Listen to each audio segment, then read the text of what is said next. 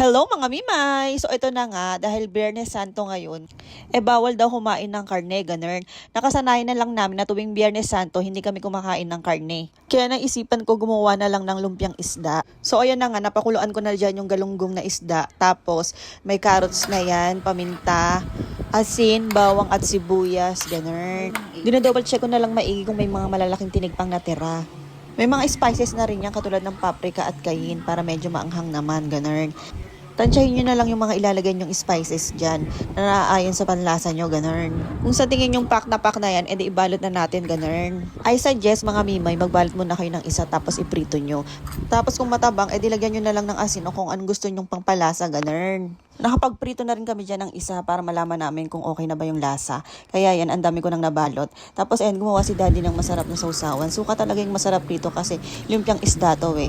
Pero depende sa inyo kung gusto nyo ng ketchup, pwede rin naman. Pero para sa akin, suka yung mas masarap rito, ganun. Diba nakakapanglaway mga mimay? Kaya kung natakam ka rito at bet mo ang ganito, kaya itry mo na rin to, pak, ganun.